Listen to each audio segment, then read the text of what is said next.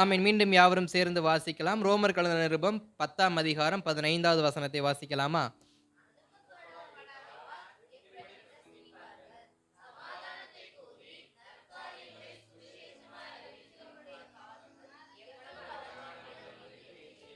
ஸ்தோத்திரம்.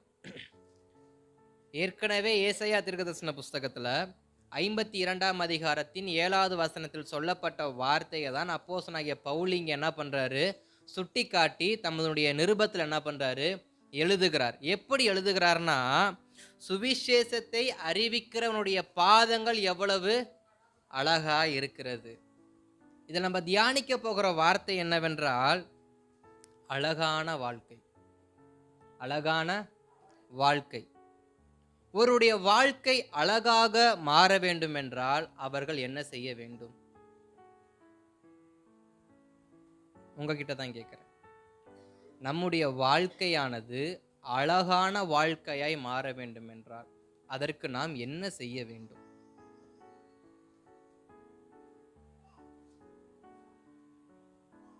உங்க உங்க உங்க வாழ்க்கை அழகான உங்களுக்கு ஆசை இல்லையா?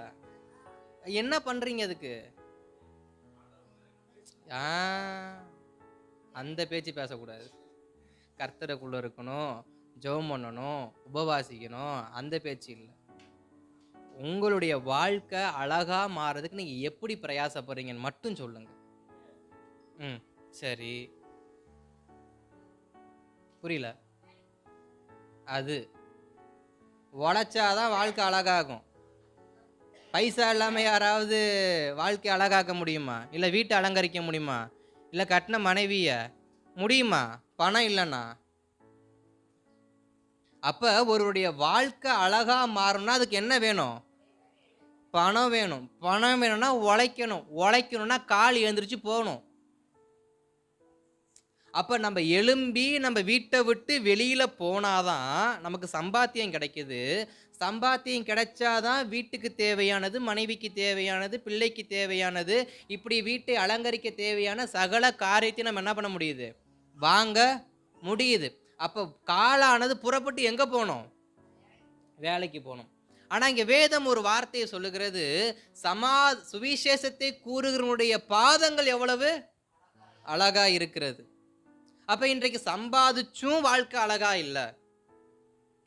உழைப்பு இருந்தும், பணம் இருந்தும், பிரயாசம் இருந்தும், ஜெபம் இருந்தும், உபவாசம் இருந்தும் என்னுடைய வாழ்க்கை அழகாக மாறவில்லை என்று சொல்லக்கூடிய ஜனங்களும் என்ன பண்றாங்க? இருக்கிறாங்க. அப்ப கர்த்தருடைய வார்த்தை எப்படி வருது அப்படின்னா, எவர்களுடைய பாதை கர்த்தருக்கு நேராக திரும்புகிறதோ அவர்களது வாழ்க்கையை கர்த்தர் அழகாக மாற்றுகிறார். இங்க சுவிசேஷம் என்பது கர்த்தருடைய வேலை. எவன் ஒருவன் தன் வேலையோடு கர்த்தருடைய வேலையை சுமந்து கொண்டு கர்த்தருக்காக பிரயாசப்பட்டு கர்த்தருக்காக அவன் ஓடி உழைக்க ஆரம்பிக்கிறார்களோ அவர்களுடைய வாழ்க்கையை கர்த்தர் அழகாக மாற்றுகிறார். நீங்க நிறைய ஊழியக்காரங்களை பார்த்திருப்பீங்க.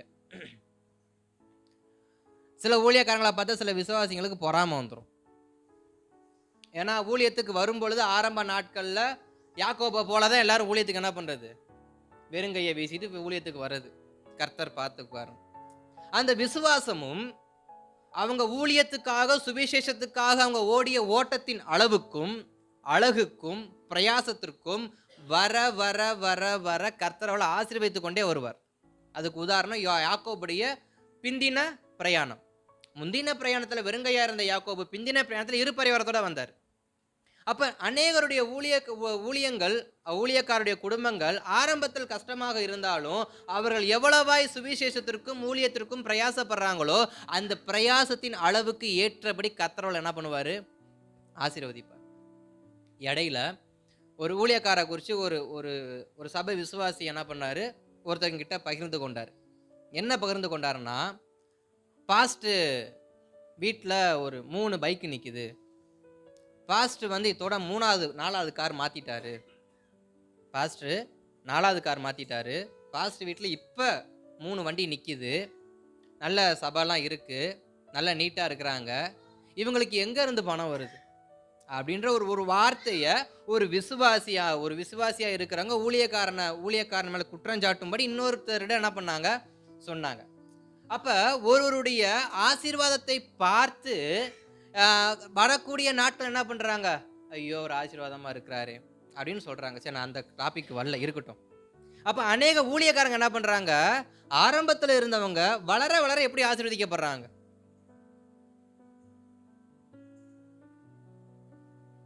ஆனா விசுவாசிகள் வந்து அந்த ஊழியக்காரர் அந்த ஊழியத்தை ஆரம்பிக்கும் பொழுது அந்த அந்த முதல் விசுவாசி எப்படி இருந்தாரோ, அந்த விசுவாசியா இருக்கிறவங்க அடுத்து சபை வளர வளர வளர வளரவும் அதே நிலைமையில தான் இருக்கிறாங்க.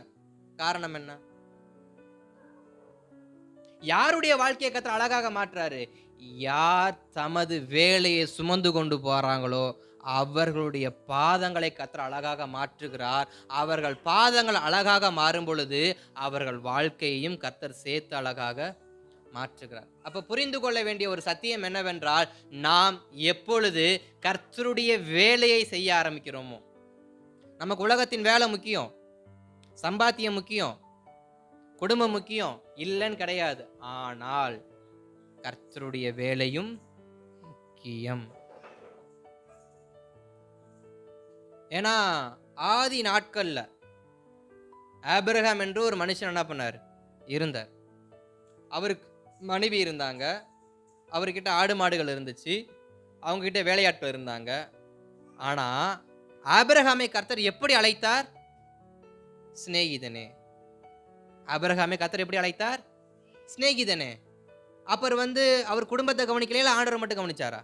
இல்ல, அவர் குடும்பத்தையும் பார்த்தார், தன் மனைவியையும் பார்த்தார், தன் மகனையும் பார்த்தார். அவருடைய வாழ்க்கையில முதிர் வயதில் அந்த அத்தனை பிரச்சனைகளையும் அவர் சமாளித்து தேவனோடு சிநேகிதனை போல அவர் என்ன பண்றார், உறவாடி கொண்டு இருக்கிறார்.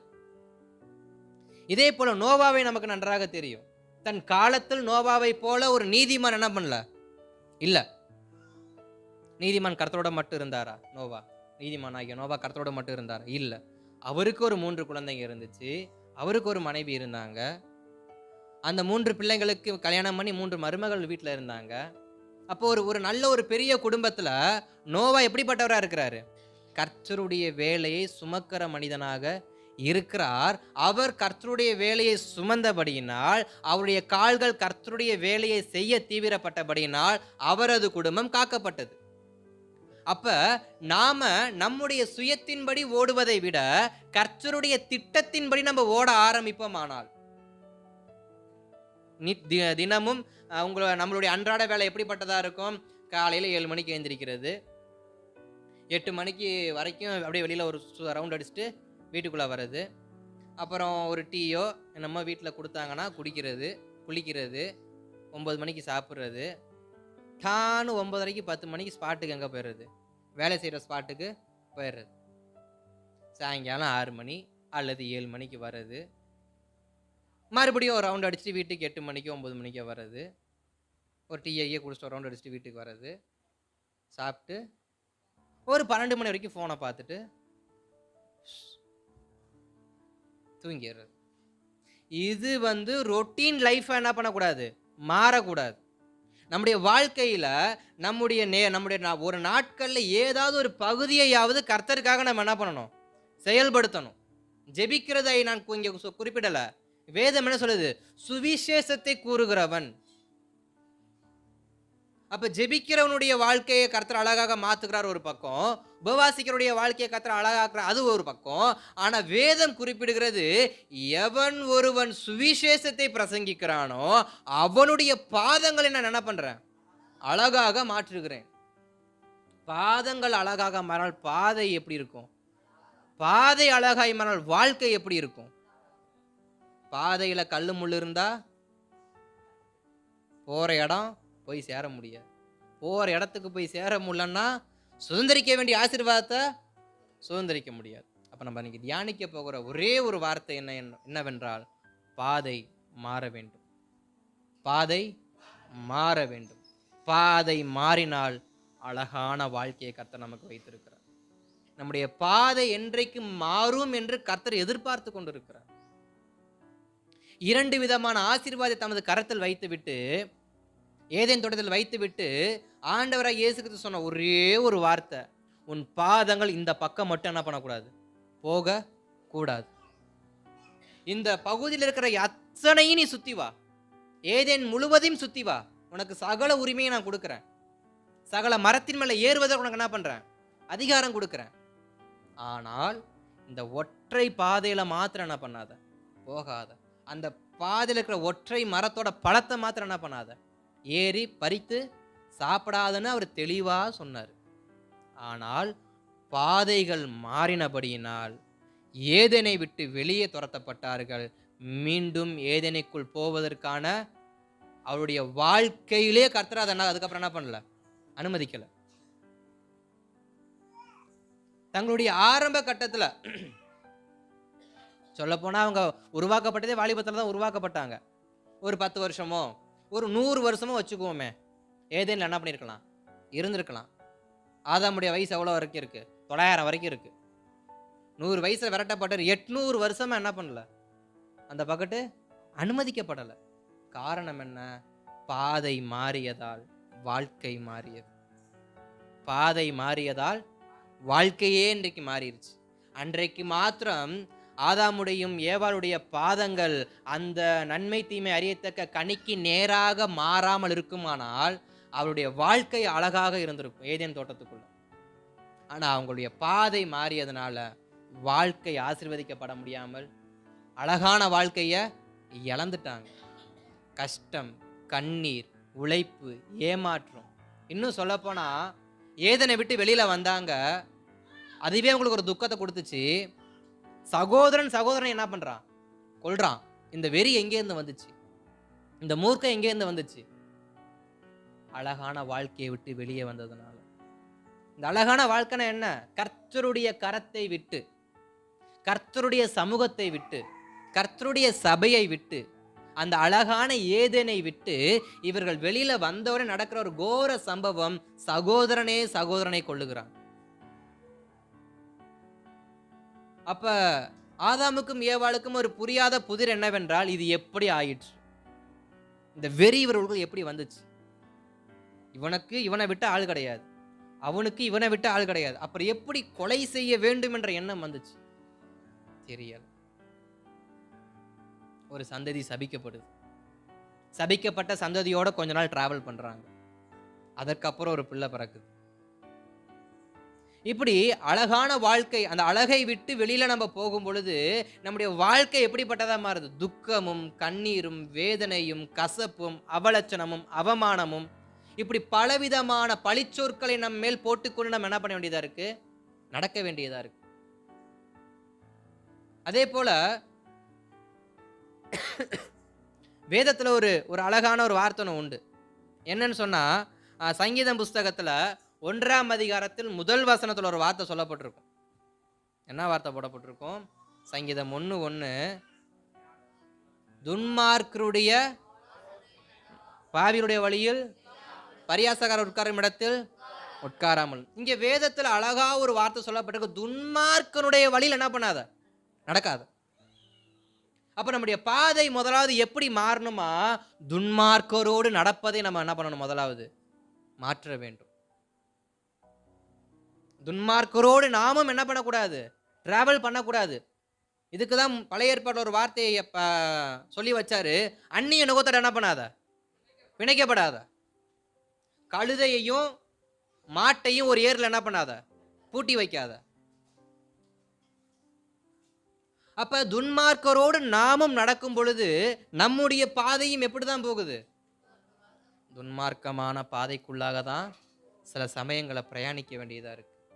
யாரால சொல்ல முடியும், நான் நடந்தாலும் நான் நிற்காமல் இருக்கிறேன், நான் உட்காராமல் இருக்கிறேன்னு சொல்லி. துன்மார்க்குடைய வழியில் நடந்தாலும் எனக்கு வழி இல்லை, நான் அந்த வழியில தான் போயாகணும். ஆனாலும் நான் அவங்களோட உட்கார்றது இல்லை, நான் அவங்களோட நிற்கிறது இல்லை, நான் அவங்களோட பேசுறது கிடையாது, நான் அவங்களோட சம்பாதிக்கிறது கிடையாது, நான் அவங்களோட ஐக்கியம் வச்சுக்கிறது கிடையாது, நான் அவங்களோட உறவு வச்சுக்கிறது கிடையாது. அப்படி எதையாவது சொல்ல முடியுமா நம்மளால தைரியமா? இல்லை. அதனாலதான் வேதம் ஏற்கனவே சொல்லுது, துன்மார்க்கர் போகிற வழியில நீ என்ன பண்ணாத, போகாத, அவன் கூட ஐக்கியமும் வச்சுக்காத. அப்ப இந்த துன்மார்க்கர்னா யாரு, திருப்பி கொள்ளலாம். சங்கீதம் 10 3 முதல் சில வசனத்தை வாசிங்களேன். சங்கீதம் 10 2, 3, 4 முதல்ல 2வது வசனத்தை வாசிங்க.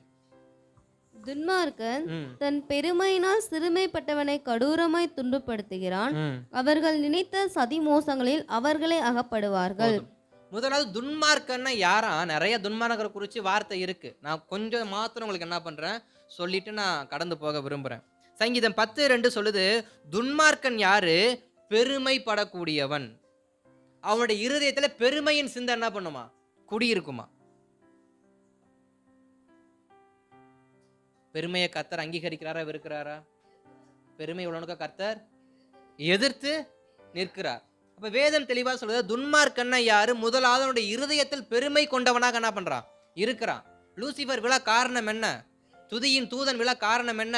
அவனுக்குள்ள ஒரு பெருமை வந்து விட்டது. என்ன பெருமை? அவருக்கு மாத்திரம்தான் கனமகிமை கிடைக்குமா? அவரை மட்டும்தான் பாடணுமா? அவருக்கு மட்டும்தான் சிங்காசனமா?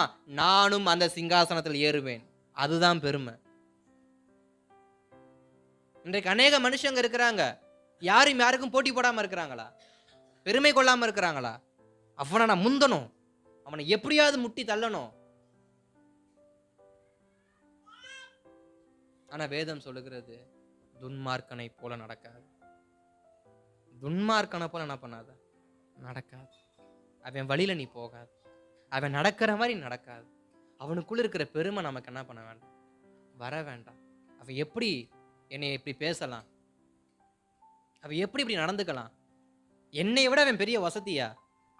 எனக்கு பின்னாடி பிறந்தவன், எனக்கு முன்னாடி பிறந்தவன், இப்படி பல பல பல வார்த்தைகள் நம்முடைய பெருமையை காட்டுறதுக்கு. நான் யார் தெரியுமா? நான் எப்படி வளர்ந்தேன் தெரியுமா? நான் எங்கே இருந்தேன் தெரியுமா? எங்கே இருந்தோம்? எங்கே இருந்தோம்?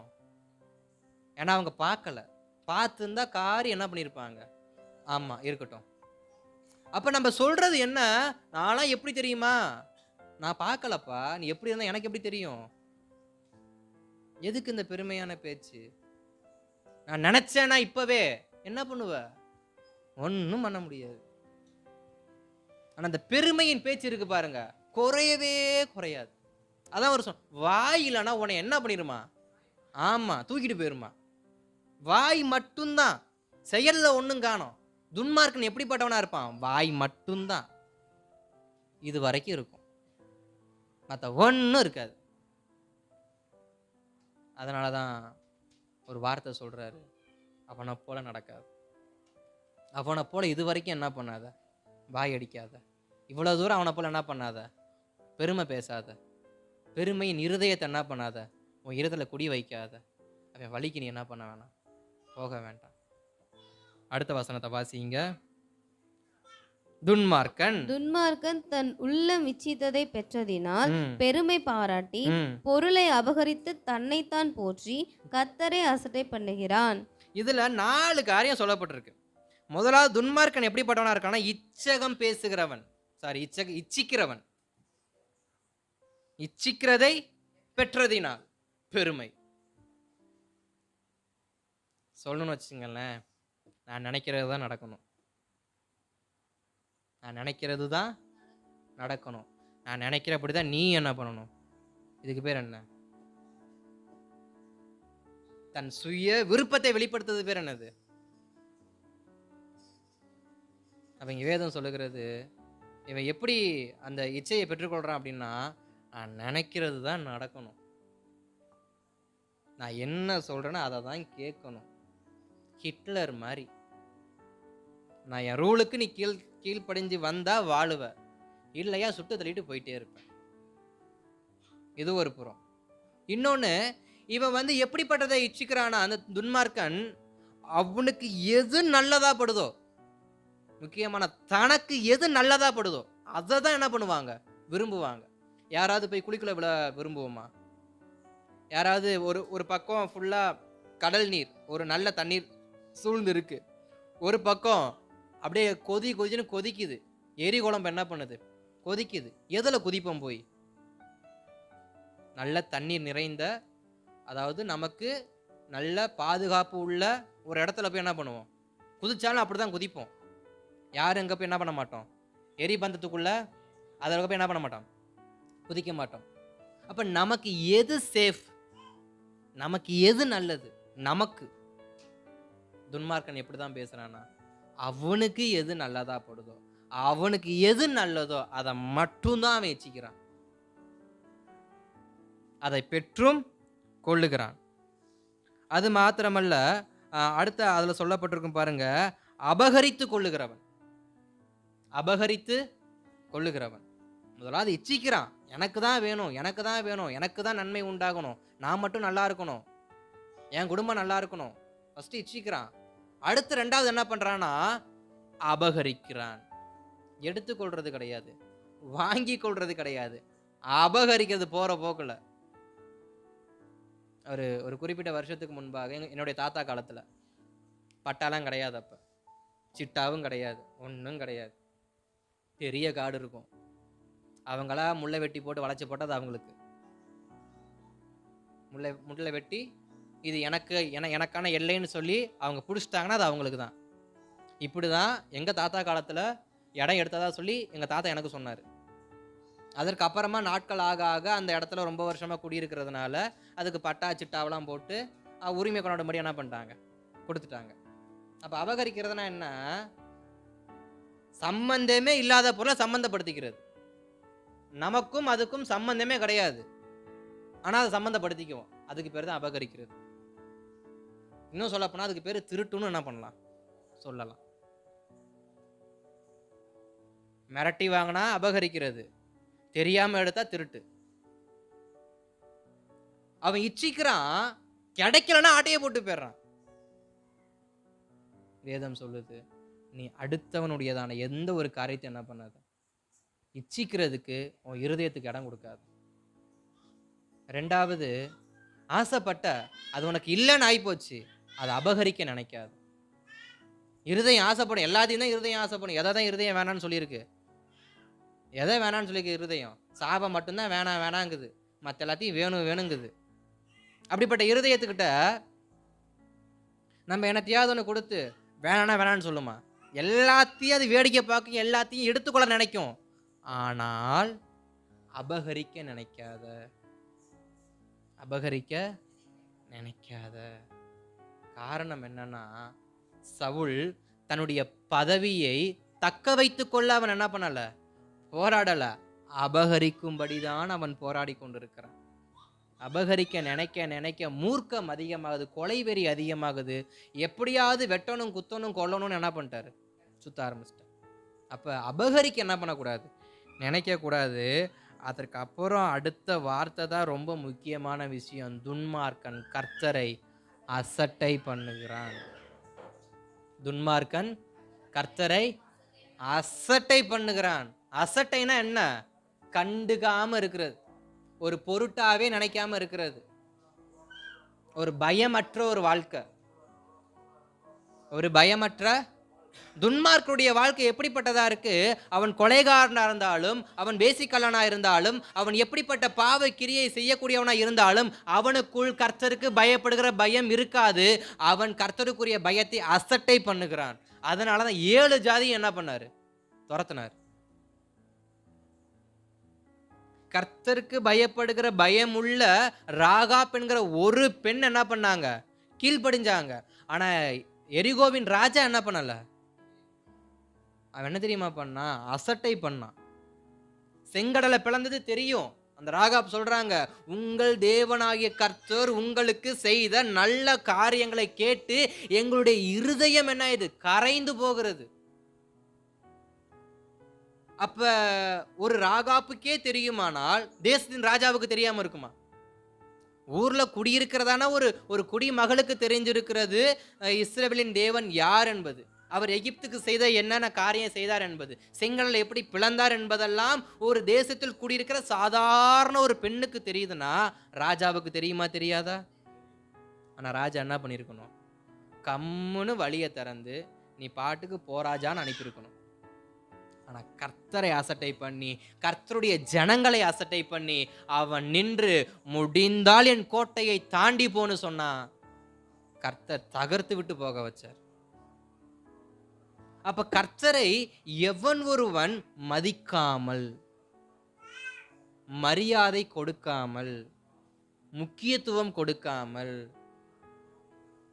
தனக்கு கொடுத்த கிருபையை காத்துக்கொள்ள நினைக்காமல் எவர்கள் அசட்டை பண்ணுகிறார்களோ அவர்கள் மேல் ஏறி கர்த்தர் என்ன பண்ணுவார்? கடந்து போவார். எரிகோ உயரமானதுதான். ஆனா என்ன ஆச்சு? பூமி பிளந்து உள்ள அமுங்கி நடந்து போனாங்க மேல. எப்படி செங்கடலை ரெண்டா பிளந்து நடக்க வச்சாரோ, எரிகோவன் என்ன பண்ணாத, தாண்டிலாம் போகாத, உனக்கு அதை பாலமா என்ன பண்றேன்? மாத்தி காட்டுறேன். அப்படின்னா என்ன? பெரிய பர்வதமே நீ எம்மாத்திரம், செருபாபேலுக்கு முன்பாக சமபூமி ஆவா என்றால் அசட்டை பண்ணுகிறவனை கர்த்தர் சமபூமியா என்ன பண்ணுவார்? மாத்திடுவார். எவ்வளவு பெரிய கர்வம் பிடிச்சவனா இருந்துக்க, கர்த்தருக்கு முன்னாடி தனது கர்வத்தை, தனது பெருமையை, தனது ஆணவத்தை, தனது அகங்காரத்தை, தனது கோபத்தை, தனது பிடிவாதத்தை யார் கர்த்தருடைய சமூகத்தில் வெளிப்படுத்துகிறார்களோ சமபூமியாக கர்த்தர் மாற்றி விடுவார். அதனாலதான் சொல்றாரு, துன்மார்க்குடைய வழியில என்ன பண்ணாத, நடக்காத. அவன் அசட்டை பண்ணுவான், அவன் நம்ப மாட்டான், அவன் கீழ்ப்படிய மாட்டான், அவனுக்கு சுவிசேஷம் என்னன்னு தெரியாது, ஆராதனை என்னன்னு தெரியாது, ஆராதிக்கிற முறை அவனுக்கு தெரியாது, அதனால அவனுக்கு அதுல முக்கியத்துவம் தெரியாது. நீ அவன் கூட போகாத. இன்றைக்கு நம்ம போகாம இருக்கிறோமா? அவ்விசுவாசியோடு சேர்ந்து நம்ம எங்கேயாவது போகாம இருக்கிறோமா? விக்கிரக ஆராதனோடு சேர்ந்து நம்ம எங்கேயாவது போகாம இருக்கிறோமா? பாவம் செய்கிற மட்டும் நம்ம எங்கேயாவது போகாம இருக்கிறோமா? போய்கொண்டேதான் இருக்கிறோம். அவன் சொல்லுகிற காரியங்கள் நமக்கு தேனை காதுல ஊத்துவது போல இருக்கும். அதனாலதான் சொல்றாரு, அவன் வழியில நீ போனன்னா இன்னைக்கு இல்ல, என்னைக்காவது ஒரு நாள் விழுந்துருவ. காரணம், துன்மார்க்கனுடைய இருதயம் இச்சிக்கும். இச்சிக்கிறத பெற்றுக்கொள்ள அவன் அபகரிக்க நினைப்பான். அபகரித்து விட்டு பெருமை பாராட்டுவான். நமக்கு ஒரு கோபுரத்தை கட்டுவோம், பாபேல் கோபுரத்தை உயர்த்தினாங்க, கர்த்தர் சமமா மாத்தி போட்டார்.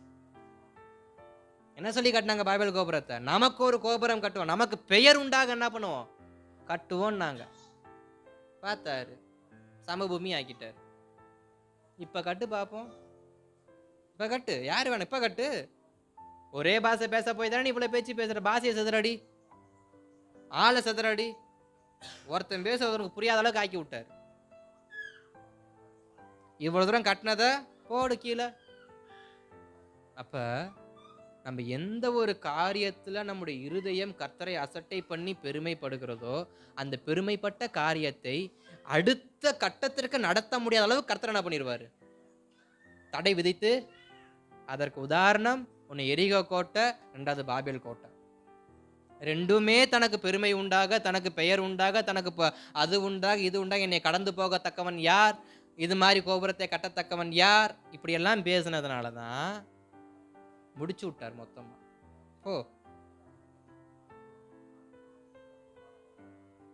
அன்றைக்கு மாத்திரம் அவர்கள் பாதை கொடுத்திருந்தா எரிகோ இருந்திருக்கும்.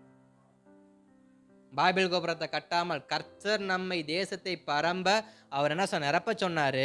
நம்ம தேசமெங்கும் செதறி போவோன்னு செதறி தங்கள் பாதைகளை மாத்தி இருந்தால், பாபேல் கோபுரத்துக்குள்ளே தங்களுக்கு ஒரு வட்டத்தை போட்டு வாழ்க்கையை வாழாமல் பாதையை மாத்தி கர்த்தர் சொன்ன பிரகாரம் நடந்திருந்தால் அன்றைக்கு அந்த சம்பவம் நடந்திருக்காது. காரணம் என்ன? பாதை மாறாததுனால அவ்வளோ பெரிய சம்பவம் நடந்துச்சு எரிகோவுக்கு முன்பாகவும் பாபேலுக்கு முன்பாகவும்.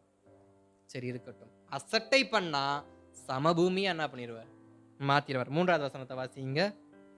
துன்மார்க்கன் தன் கர்வத்தினால் தேவனை தேடான், அவன் நினைவுகள் எல்லாம் தேவன் இல்லை என்பதே. ஸ்தோத்திரம். இங்க 2 விஷயம், ஒன்னு கர்வம், 2வது தேவனை தேடாத ஒரு இருதயம். கர்வம் என்றால் என்ன? பாபிலோன் ராஜாவுக்கு இருந்துச்சு பாத்தீங்களா?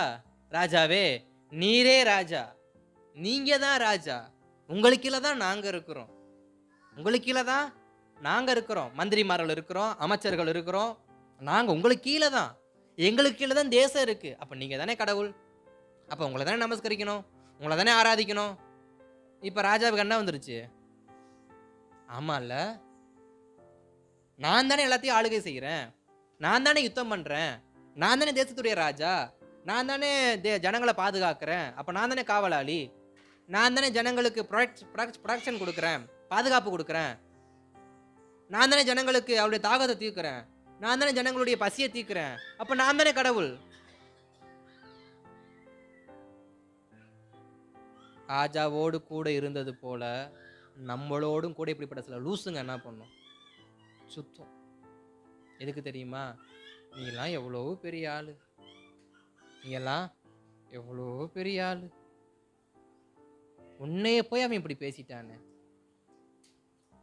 உன்னைய போய் இப்படி சொல்லிட்டானே, உனக்கெல்லாம் கோவமே வரலையா? நானா இருந்திருந்தா என்ன பண்ணிருப்ப?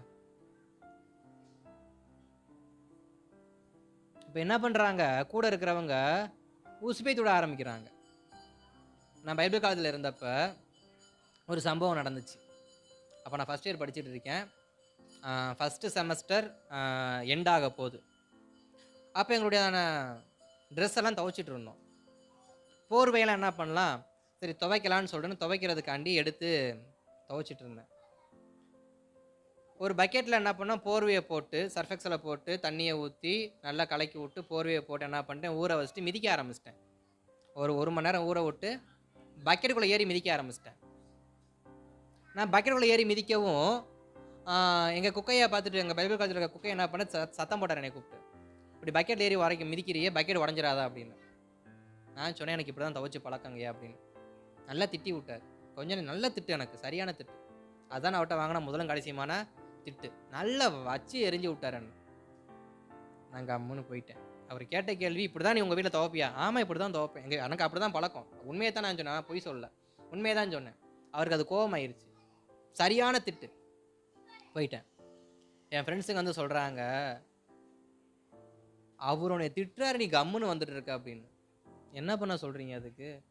அவர் உண்மையை தான் சொல்கிறார். பக்கெட்டு உடஞ்சிரும், அது உண்மை. நான் மிதித்தது ஏன் தப்பு? அவர் வயசில் மூத்தவர், திட்டவும் முடியாது. நான் கம்முன்னு போயிட்டேன். நாளானது 3 வருஷம் பைபிள் காலேஜ் முடிச்சிட்டேன். நான் கிராஜுவேஷன் வாங்குகிறேன். இதே வார்த்தையை எங்கள் பாஸ்டர்கிட்ட அவர் சொன்னார். ஆனால் அவன் அமைதியாக இருந்தான் அப்படின்னு. இப்போ வரைக்கும் அதுக்கப்புறம் 2 வருஷம் வாடனாக இருந்தேன். அப்போ பார்க்கறவங்கள்ட்ட அப்புறம் அதே தான் சொல்லிட்டு இருந்தார், ரொம்ப அமைதியான பையன் அப்படின்னு. அவருக்கு தெரிஞ்சது அவ்வளோதான் போல, சரி இருக்கட்டும் அப்படின்னு என்ன பண்ணாங்க சொன்னாங்க. காரணம் என்னன்னா, அந்த நேரத்தில் அவங்க நம்ம கிட்ட சொன்ன வார்த்தையை நம்ம காதில் வாங்கி எப்படி என்ன நீங்கள் திட்ட போச்சு அப்படின்னு நான் எதையாவது நான் கிளப்பியிருந்தேன் அப்படின்னா என்ன ஆயிருந்திருக்கும்?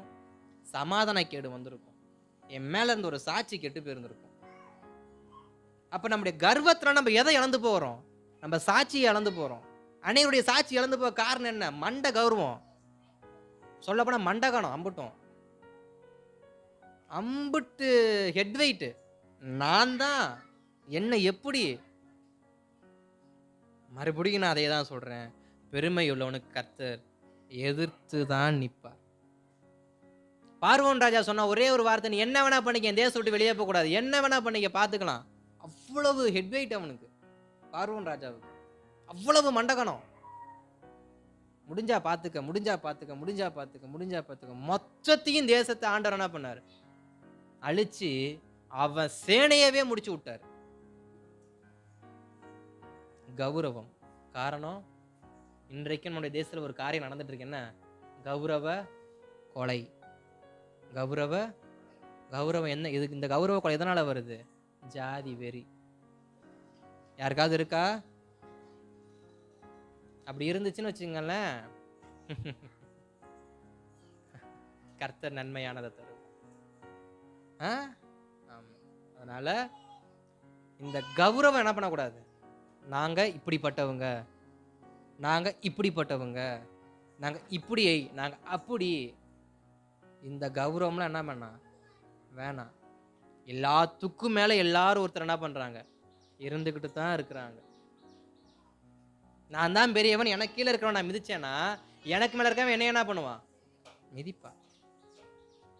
அதனால இப்படிப்பட்ட கௌரவத்தை என்ன பண்ணணும், சபைக்குள்ள நம்முடைய இருதயத்துக்குள்ள வராம பார்த்துக்கணும். கர்வத்தினால், துன்மார்க்கன் கர்வத்தினால். ஸோ அவன் வழியில் என்ன பண்ணக்கூடாது. அப்ப நம்ம எப்படி இருக்கக்கூடாது? கர்வம். நல்லா புரிஞ்சுக்கொள்ளுங்க. இந்த மண்டகன் என்ன பண்ணக்கூடாது? வரவே கூடாது. யாரா இருந்தாலும் சரி, பேசிட்டு போட்டோம். இந்த கதெல்லாம் இந்த கதலை விட்டு போவாங்க.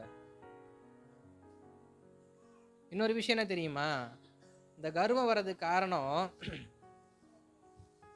அவரை என்னால் அடக்க முடியுன்ற ஒரு சின்ன நம்பிக்கை. என்னால் அவரை அடக்க முடியும், அந்த சின்ன நம்பிக்கை தான் மண்டகனமா மாறுது. யாரையும் அடக்கி ஆள எண்ணம் வரக்கூடாது.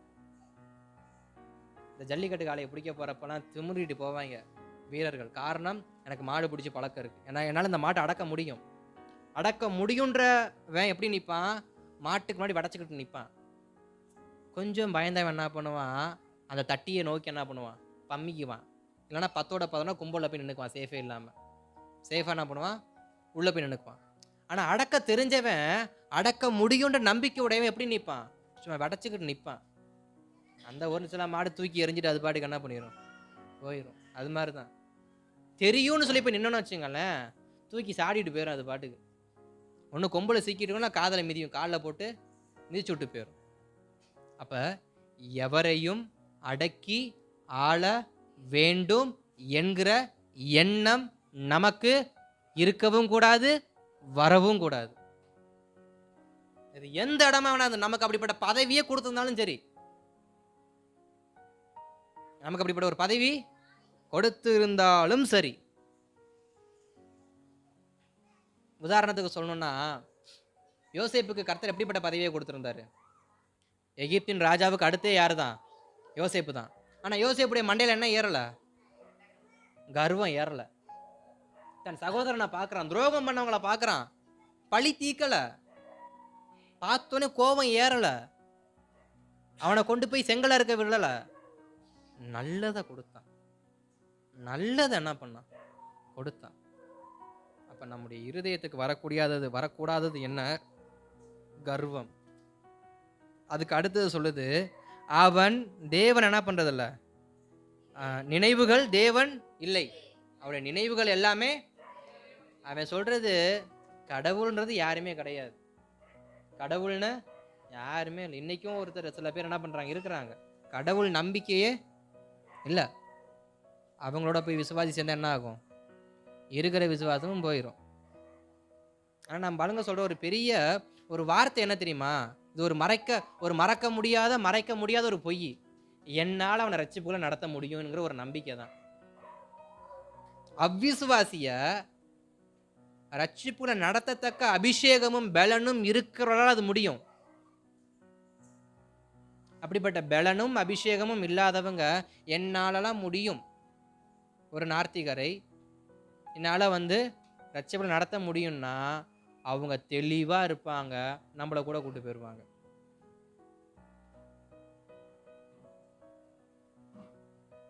அதே போல தேவன் இல்லை என்று அவன் ஏன் சொல்றான்? என்னை தண்டிக்க யாருமே இல்லை. மண்டகணம் பிடிச்சவனுக்கு அடுத்து என்ன இருக்கும்? என்னை கேட்க யார் இருக்கா? இவ்வளவு தலகணம் இருக்கிறவனுக்கு அது இருக்குமா இருக்காதா? கடவுளா வந்து பார்க்க சொல்லு. எத்தனை பேர் இந்த வீரவசனம் பேசியிருக்கிறாங்க?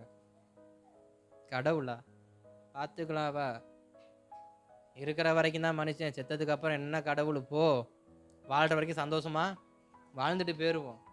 அவரோட நினைவுகள் எல்லாமே என்னை கேட்க யாரும் இல்லை, என்னை அடக்க யாரும் இல்லை, கடவுளும் கிடையாது, யாரும் கிடையாது. அப்படிங்கிறதனுடைய நினைவில் என்ன பண்ணுது? இருக்கு. அடுத்ததாக அப்படியே திருப்பி கொள்ளலாம். 13வது வசனத்தை வாசிக்கலாமா? துன்மார்க்கன் தேவனை அசட்டை பண்ணி. அடுத்து 15வது வசனத்துல துன்மார்க்கனும் பொல்லாதவனுமாய். துன்மார்க்கன் எப்படி பண்றாங்கன்னா, பொல்லாதவனா இருக்கிறவனுடைய புயத்தை முறித்து விடும், அவனுடைய ஆகாமியம் காணாமற் போகும் மட்டும் அதை தேடி விசாரியும். அடுத்து நீதிமொழிகள் 5ஆம் அதிகாரத்துல 21வது வசனம் இப்படியாக சொல்லப்பட்டிருக்கிறது, மனுஷனுடைய வழிகள் கர்த்தர் கண்களுக்கு முன்பாக இருக்கிறது, அவருடைய வழிகள் எல்லாவற்றிலும் அவர் சீர்தூக்கி பார்க்கிறார். கர்த்தருடைய வழியெல்லாம் யார்கிட்ட இருக்காமா? சாரி, ஒரு மனுஷனுடைய வழியெல்லாம் யார்கிட்ட இருக்காமா? கர்த்தருடைய கையில இருக்கா. அவர் அதை என்ன பண்றாரு? சீர்தூக்கி பார்க்கறாரு. எப்படி நடக்கிறான் அவன்? துன்மார்க்கரோடு போறானா? துன்மார்க்குடைய வழியில போறானா? சீர்தூக்கி என்ன பண்றாரு? ஒவ்வொரு நாளும் பார்க்கறாரு. நம்முடைய பாதைகள் எப்படி இருக்கு? அழகை நோக்கி போகுதா? அழிவை நோக்கி போகுதா? அலங்காரத்தை நோக்கி போகுதா? இல்ல அவலட்சணத்தை நோக்கி போகுதா?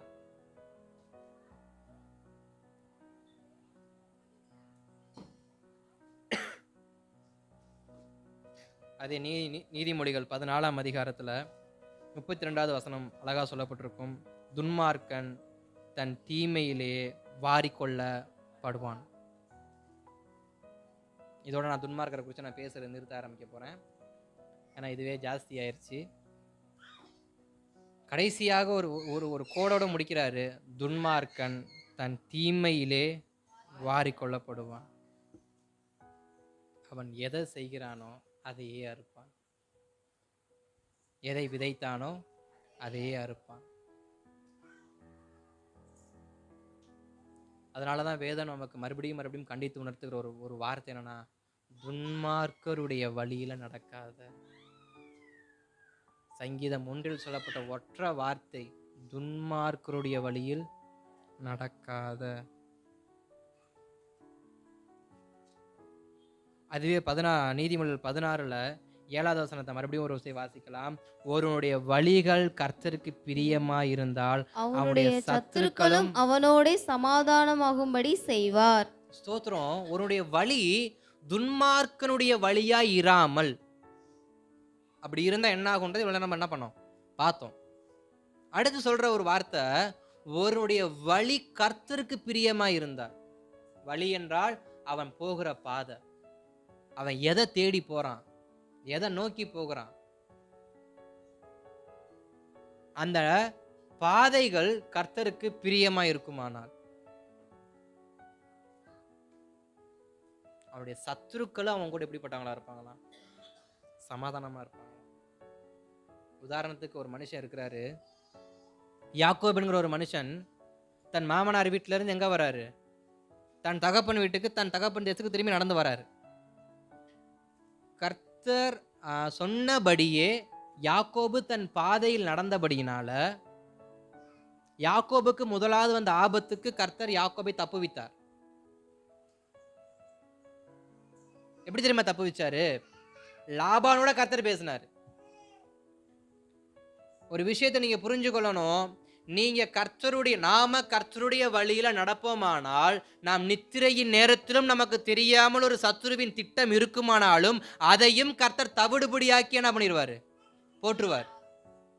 நாம கர்த்தருடைய வழியில நடந்தா மாத்திரம் போதும். நம்முடைய தூக்கத்தின் நேரத்தில், நம் நிதானம் இல்லாமல் இருக்கிற நேரத்தில், ஒருவேளை நல்ல களைப்புல யாக்கோபு தூங்கிட்டு இருக்கிறாரு.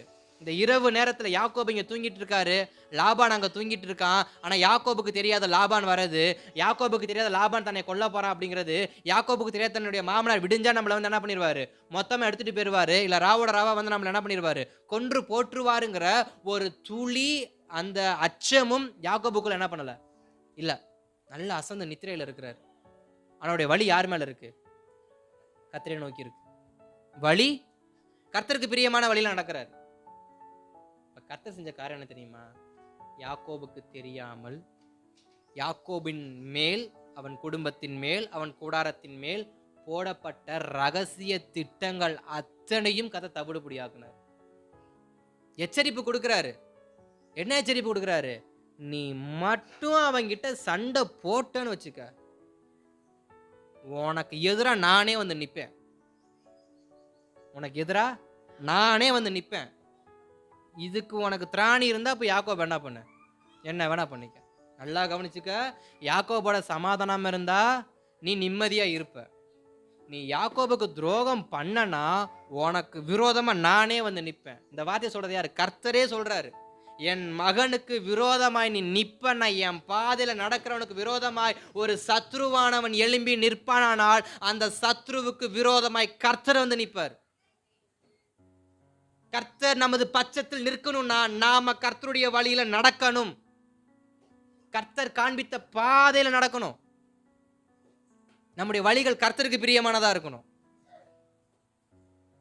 நம்முடைய பாதைகள் மாத்திரம், நம்முடைய வழிகள் மாத்திரம் கர்த்தருக்கு பிரியமானதா இருந்து விட்டால், நமக்கு தெரியாம சத்துரு எங்க பாளையம் இறங்கினாலும், எங்க ரகசியமாய் தங்கி இருந்தாலும், கர்த்தர் அந்த இடத்துல கர்த்தரே இப்ப என்ன பண்ணுவாரு? இறங்கி அவன்கிட்ட பேசி சமரசமாக்கி நம்முடைய சத்துருக்களையும் நம்மோட என்ன பண்ணுவாரு? சமாதானமாய் மாற்றும். லாபான் சமாதானம் பேச வந்த மனுஷன் அல்ல. இப்ப சமாதானம் பேச வைக்கிறாரு. அவரே சொல்றாரு, நான் உன்கிட்ட சமாதானம் பேச வரல யாக்கோபு, நான் என் பிள்ளைய பார்க்க வரல யாக்கோபு, நான் என் பேர பிள்ளைய பார்க்க வரல யாக்கோபு, உன்னைய கொல்ல தான் வந்தேன். ஆனா உன் நேரம் நீ ஆராதிக்கிற தேவன் என்னை என்ன பண்ணாரு? என்னை எச்சரிச்சிட்டாரு. அதனால நீ தப்பிச்ச. அப்ப யாக்கோபுடைய பாதை கர்த்தருக்கு பிரியமா இருந்ததுனால, யாக்கோபுக்கே தெரியாம நடந்த ஒரு யுத்தத்துக்கு யாக்கோபுக்கு கர்த்தர் சமாதானத்தை கொடுத்து அவனுடைய பிரயாணத்தை மறுபடியும் சமாதானமா மாத்துறார். அதற்கடுத்த காரியம் அவனுடைய அண்ணங்காரன் வந்து நிக்கிறான். அவனுக்கும் கர்த்தர் சமாதானத்தை கொடுத்தார். அவனாலதான் ஊரை விட்டே ஓடினார், கொன்றுவான் அப்படின்ட்டு. அப்ப நல்லா யோசிங்க, நல்லா கவனியுங்க. நம்முடைய வழி கர்த்தருக்கு பிரியமா இருக்குமானால், நாம் கர்த்தருடைய வழியில் நடப்போமானால், நாம் கர்த்தருடைய வழியில் நடப்போமானால், நமக்கு சத்துருக்கள் யாருமே என்ன பண்ண மாட்டாங்க, இருக்க மாட்டாங்க. குடும்பத்திலையும் சரி, வேலை செய்கிற இடத்துலையும் சரி, பக்கத்து வீட்லேயும் சரி, உறவுகள்லையும் சரி, எந்த இடத்துலையுமே கர்த்தர் நமக்கு சத்துருவை என்ன பண்ண மாட்டார், நமக்கு விரோதமாக எழும்பி நிற்க விட மாட்டார். அப்படியும் கேட்கலாம், அப்போ யோபுவுக்கு மட்டும் ஏன் விட்டார் அப்படின்னு? அப்போ யோபுவுக்கு மட்டும் ஏன் விட்டார்னு கேட்கலாம். அதுவும் அவன் மேல் வைத்த நம்பிக்கையினால், அதுவும் யோபு மேல் கர்த்தர் வைத்த நம்பிக்கையினால். எத்தனை பிசாசு இறங்கினாலும் அவன் என் வழியை விட்டு விலக மாட்டான்ற நம்பிக்கை கர்த்தருக்கு இருந்ததுனால தான் யோபுவுக்கு அதை அனுமதிச்சார். எந்த அளவுக்கு கர்த்தர் யோபுவின் வழியில நம்பிக்கை வைத்திருக்கிறார்.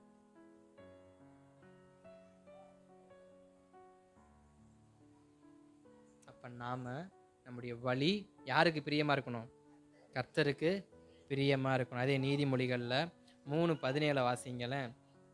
நீதிமொழிகள்ல 3:17 சொல்லப்பட்டிருக்கும், அதன் வழிகள் இனிதான வழிகள், அதன் பாதையெல்லாம் சமாதானம். அதன் பாதையெல்லாம் சமாதானம். இந்த பாதை யாருக்கிட்ட இருந்து வர பாதைனா, 12வது வசனத்தை வாசிங்க. தகப்பன்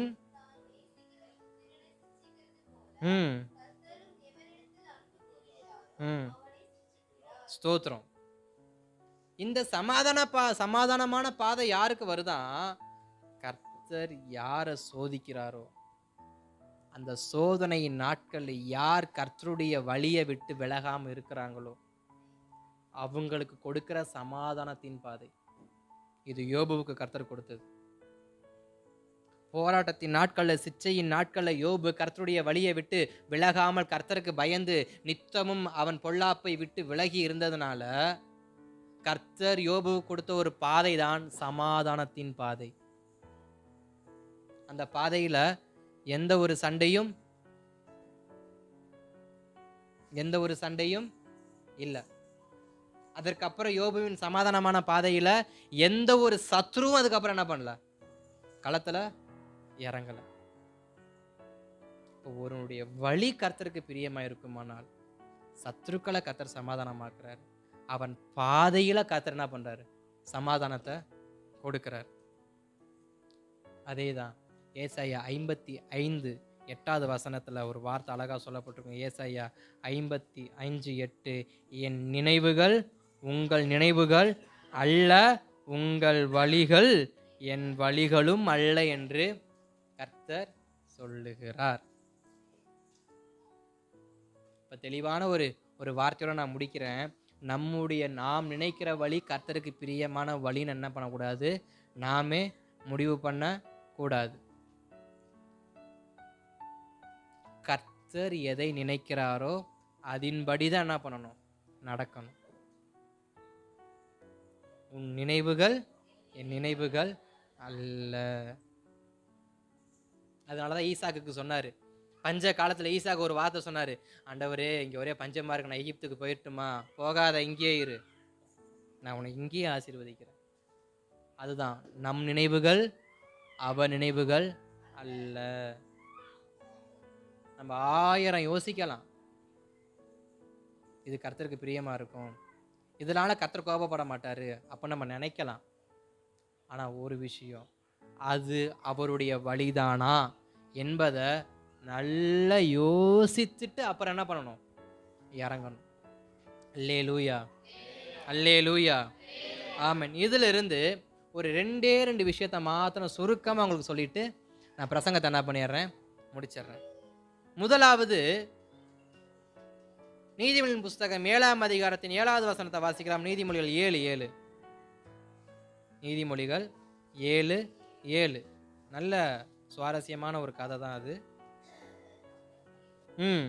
பேதியர்கள் ஆகிய வாலிபர்களுக்குள்ளே ஒரு புத்தியுள்ள வாலிபனை கண்டு அவனை கவனித்தேன். அப்ப கர்த்தருடைய வார்த்தை, அவர் நம்மளை கவனிக்கிறவராக இருக்கிறார், அவர் நம்மை கவனிக்கிறவராக இருக்கிறார். மனுபுத்திரன் மேல் கண்ணோக்கமாய் இருக்கிறவர். அப்ப வார்த்தை இங்க இப்படி சொல்லப்பட்டிருக்கிறது, நான் ஒரு வாலிபனை கவனித்தேன். அப்ப அந்த வாலிபனை கவனிக்கிறார் என்றால் அந்த வாலிபர்கள் எல்லாம் ஒன்றாக சேர்ந்து ஒரு பாதையில போய்கிட்டு இருக்கிறாங்க.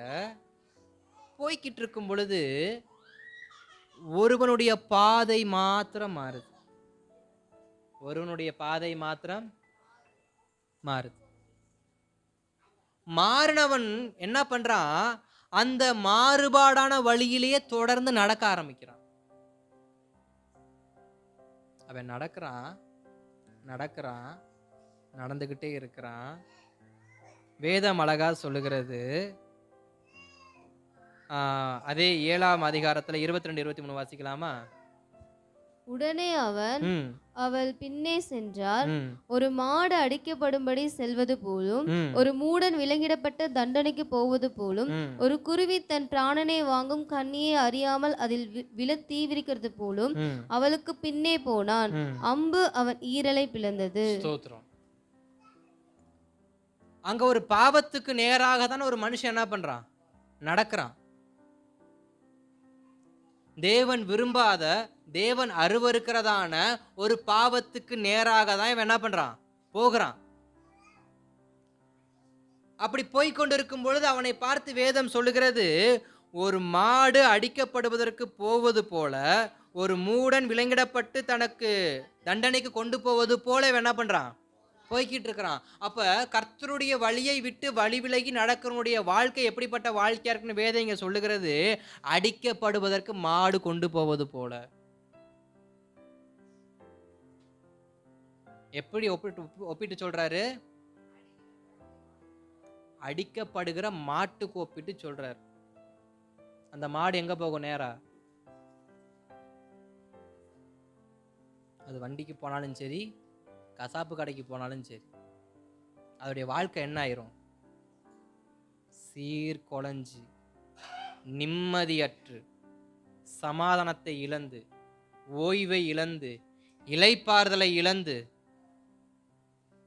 தன் பிராணன் போகும் வரைக்கும்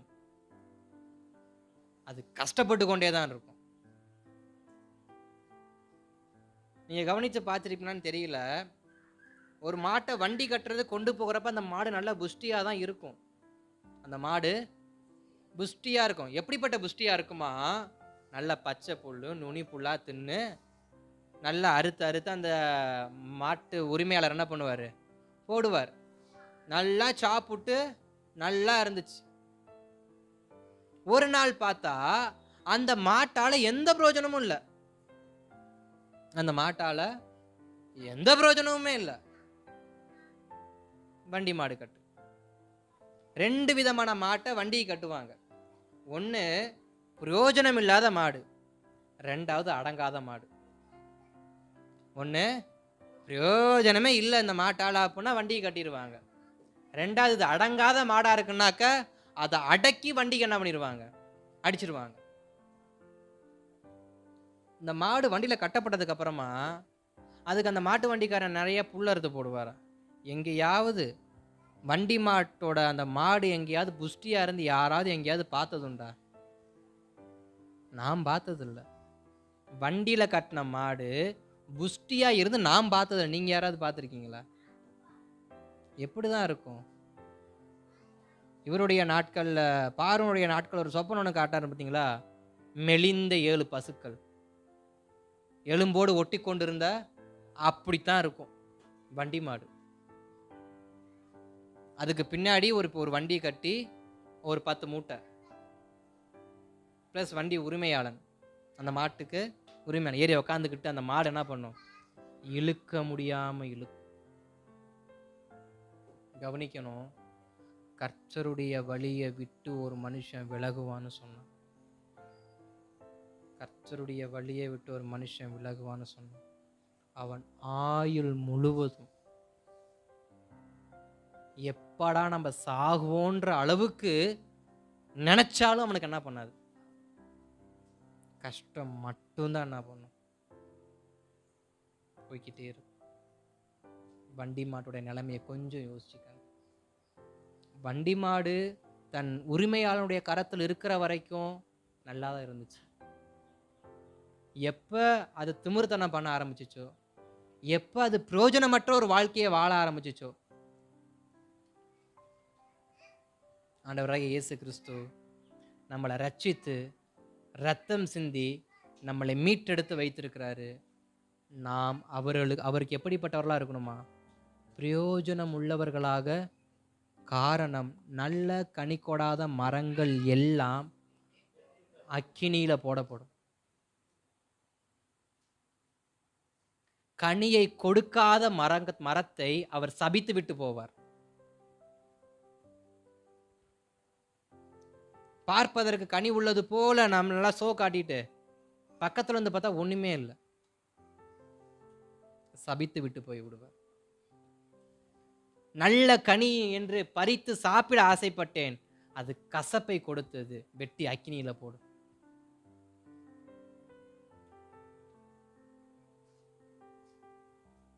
இப்ப பாருங்க, நம்முடைய வழி கர்த்தரை விட்டு விலகுமானால் ஒரு வண்டி மாட்டின் நிலைமை போல நம்முடைய நிலைமை என்ன பண்ணுது? மாறுது. நல்ல கொழுமையா இருந்தவங்க மெலிந்து போய் ஆசீர்வாதத்தை இழந்து, சமாதானத்தை இழந்து, நிம்மதியை இழந்து, எதுவுமே இல்லாம 24 மணி நேரமும் வண்டியவே கட்டிக்கிட்டு அழுகுறது மாதிரி, அந்த மாடு வண்டியை கட்டிட்டு அழுகிறது மாதிரி நம்முடைய வாழ்க்கை என்ன பண்ணிடக்கூடாது? வேதனையை சுமக்கிற வாழ்க்கை என்ன பண்ணிடக்கூடாது? மாறிடக்கூடாது. நம்முடைய வாழ்க்கை ஒருவேளை வேதனையோடு இருக்கிற வாழ்க்கையா இருந்தா ஒரு குழு ஒன்று கொடுக்குறேன், வழியை கர்த்தருக்கு நேராக திருப்புங்க. வழியை கர்த்தருக்கு நேரம் என்ன பண்ணுவோம்? திருப்புவோம். அதே அடுத்த வசனம் சொல்லுகிறது, விலங்கிடப்பட்டவன் போல.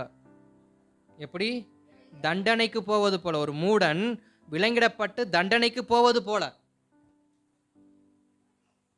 இஸ்ரவேல் ஜனங்களை அசிரியர்களும் பாபிலோனியரும் எப்படி கூட்டு போனாங்களாம்? முதலாவது அவர்களை அவமானப்படுத்தினாங்க. ஃபர்ஸ்ட் அவங்கள அவமானப்படுத்தினாங்க. இன்றைக்கும் நம்முடையதான புராண அந்த நம்முடைய ஹிஸ்ட்ரியெல்லாம் எடுத்து நம்ம வாசித்து பார்த்தோம்னாக்க, அடிமையாக கொண்டு போனோன்னா எப்படி நடத்துவாங்கன்றது நல்லா போட்டிருக்கும். பழைய நாட்களில் அடிமையை கொண்டு எங்கே போட்டுருவாங்க? கப்பல் ஓட்டுற அந்த கீழே அந்த படகு வலிப்பாங்க பார்த்தீங்களா, அது பேர் எனக்கு சரியா தர, தண்டு வலிப்பாங்கல்ல, அங்கே உட்கார வச்சுருவாங்க. ஒன்று படகுக்கு அடிமையாக கொண்டு போயிடுவாங்க, கொண்டு போய் தண்டு வலிக்க வச்சுருவாங்க. இல்லைன்னா அவங்க ஏதாவது ஒரு கோபுரம் கட்டினா அந்த கோபுரத்தில் கொண்டு போய் அடிமையாக என்ன பண்ணிடுவாங்க? போட்டுருவாங்க. இது எல்லாத்துக்கும் மேல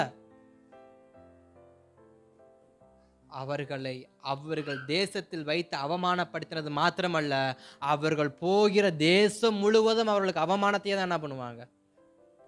இப்போ நம்ம தாராபுரத்தில் இருக்கோம்னு வச்சுக்கோங்க. இப்போ இங்கே ஒரு ராஜா வராரு. யாரு? சென்னையிலேருந்து ஒரு ராஜா வராருன்னு வச்சுக்கோங்க. ராஜா வந்து நம்ம தாராபுரத்தில் இருக்கிறவங்கள பூரா அடிமையாக்கி கொண்டு போகிறார். எப்படி கொண்டு போவார்? நடக்க வச்சு கொண்டு போகிறார். இப்போ நம்ம எந்தெந்த வழியாலாம் போவோம்? திருப்பூர், சேலம், திருப்பூர், ஈரோடு, சேலம், விழுப்புரம், இப்படியே போய் இப்போ என்ன பண்ணுவோம்? சென்னைக்கு போயிடுவோம். அப்போ நம்ம போகிற வழியெல்லாம் நமக்கு என்ன தான் கிடைக்கும்? அவமானம் தான் கிடைக்கும். அப்படிப்பட்ட ஒரு வஸ்திரத்தை கொடுத்தவங்க சில பேர், வஸ்திரத்தை உருவி விட்டு கொண்டு போனவங்க சில பேர். விலங்கு மட்டும்தான் இருக்கும், வஸ்திரம் என்ன பண்ணாது, அவமானப்படுத்தி கொண்டு போய் என்ன பண்ணுவாங்க? சிறையில் போடுவாங்க. கர்த்தருடைய வழியை விட்டு ஒருவன் விலகுவானானால் அவனுடைய வாழ்க்கை எப்படிப்பட்ட வாழ்க்கையா இருக்குமா? அவமானமான வாழ்க்கையா என்ன பண்ணுவோம்? உதாரணத்துக்கு சொல்றேனே, நியாயாதிபதி நாட்கள்ல பெரிய பராக்கிரமசாலின்னு ஒரு நியாயாதிபதி இருந்தார். சிம்சோன்ங்கிற ஒரு நியாயாதிபதி இருந்தார், பலமான நியாயாதிபதி. அவருக்கு முன்னாடி நிக்கிறதுக்கு அம்புட்டு பயலும் பயப்படுவான். ஆனா அவர் கர்த்தருடைய வழியை விட்டு விலகுனதுனால அவருடைய வாழ்க்கை என்னாச்சு? பராக்கிரமசாலி, புஜகல பராக்கிரமசாலி, வேடிக்கை காட்டும் வேடிக்கை பொருளாய் என்ன பண்ணார்? மாறினார். காரணம், அவர் கர்த்தருடைய வழியை விட்டு விலகுனதுனால. விலங்கிடப்பட்ட மூடனை போல தேவனுடைய நியாயாதிபதி நிற்கிறாரு. காரணம் என்ன? அவர் செய்த ஒரு பாவம், கர்த்தருடைய வழியை விட்டு விலகுனதுனால. இன்றைக்கு நம்மளை கர்த்தர் அபிஷேகம் பண்ணி ரட்சிப்பை கொடுத்து நம்ம மேல ஒரு பெரிய கிருபையை கர்த்தர் வைத்திருக்கிறார். சிம்சோனுக்கு எப்படி அந்த இஸ்ரவேல் ஜனங்களை நியாயம் தீர்க்கத்தக்க நியாயாதிபதியாய் வைத்து ஒரு பலத்த ஒரு பராக்கிரமசாலியாய் கர்த்தர் வைத்தாரோ, அது போலதான் நமக்கு நம்முடைய பலம் தெரியாது, கர்த்தர் நம்மேல் வைத்திருக்கிற அபிஷேகம் நாளானது விளங்க பண்ணும் என்பது போல அதுக்கான நேரம் வரும்போது கர்த்தர் அந்த அபிஷேகத்தை கொண்டு என்ன பண்ணுவார்? செய்ய வேண்டிய காரியத்தை சீரும் சிறப்பும் செம்மையும் அவர் என்ன பண்ணுவார்? செய்வார். ஆனா செய்ய வேண்டியது என்ன? அபிஷேகத்தை காத்துக்கொள்ளணும். அதுக்கு கர்த்தருடைய வழியில் என்ன பண்ணணும்? நடக்கணும். கர்த்தருடைய வழியில நடப்போமானால் நமக்கு விரோதமாய் நிற்கிறதான காரியங்களை, சிம்சோன் அனுபவிக்க வேண்டிய அந்த தீமையை அவருக்கு என்ன பண்ணியிருக்க மாட்டார்? கொடுத்துருக்க மாட்டார். இப்போ சிம்சோன் அழகா தெல்லால் மடியில் படுத்திருக்கிறார். வேதம் சொல்லுது, விலங்கிடப்பட்ட மூடனை போல. விலங்கிடப்பட்ட மூடனை போல இந்த வாலிபன் என்னதான் பண்றான்? அப்படிதான் போயிட்டு இருக்கான். நல்லா தான் வந்துகிட்டு இருந்தான். வேதம் சொல்லுது, நான் கவனிச்சுக்கிட்டே இருந்தேன். நீங்க வீட்டில் போய் வாசிக்க, நான் கவனிச்சு பார்த்தேன். நல்லா தான் வந்துகிட்டு இருந்தான். திடீர்னு பாதையை மாத்திட்டான். ஏன்? துன்மார்க்கர் குறித்து ஒரு லிஸ்ட் போட்டோம் பார்த்தீங்களா? அதுதான் காரணம். அது அவன் கண்களை பார்த்து அவனை கவர்ந்து இழுக்க இவன் பாதை மாறிடுச்சு. அடுத்ததாக சொல்லப்படுகிறது அடுத்த வசனத்துல, ஒரு குருவி தன் பிராணனை வாங்கும் கன்னியை அறியாமல் போலும். போதும் போதும் தீவிரமா போகும் குருவி. நீங்க எல்லாம் பிடிச்சிருக்கீங்களா? குருவி பிடிச்சிருக்கீங்களா? பாருங்க, என்ன என்ன என்ன பாருங்க, கவனிங்க. குருவி பிடிச்சிருக்கீங்களா? இல்லையா? என்ன போங்க. குருவிக்கு வலை விரிக்கிறப்ப வலையை விரிச்சிட்டு குருவிக்கு பிடிச்ச தானியத்தெல்லாம் போட்டுட்டு ஓரமா போய் நிற்போம். கதையில கூட படிச்சது இல்லையா? சரி, அப்படி நிற்போம். அந்த குருவியும் அந்த புறாவும் அப்படி வேகமா வரும், நமக்கான சாப்பாடு வச்சிருக்காண்டா அப்படின்னு வேகமா வந்து அப்படி கொத்தி காலை வைக்கும் பாருங்க, வலையில கால் மாட்டிக்கும். நினைச்சாலும் அப்புறம் அது என்ன ஆகாது? இறையை தேடி வந்தது இறையாகி தான் போகும் கடைசியில். அது போல கர்த்தருடைய வழியை விட்டு நடக்கிறப்ப சந்தோஷமா இருக்கும். எப்படி இருக்கும்? அப்படி ஒரு சந்தோஷம் இருக்கும், தீவிரமா. அவ்வளவு சந்தோஷம். எப்ப நம்ம ரொம்ப தீவிரப்பட்டு போவோம்? ஒரு ட்ரெயின்ல போறோம், எப்ப நமக்குள்ள சந்தோஷம் வரும்? அந்த ஸ்டாப்பை அந்த போர்டை பார்த்த உடனே எங்கள் ஒய்ஃப் இருக்கிறாங்கல்ல, ஊருக்கு போவோம். சரி வேணாம் பாவம்.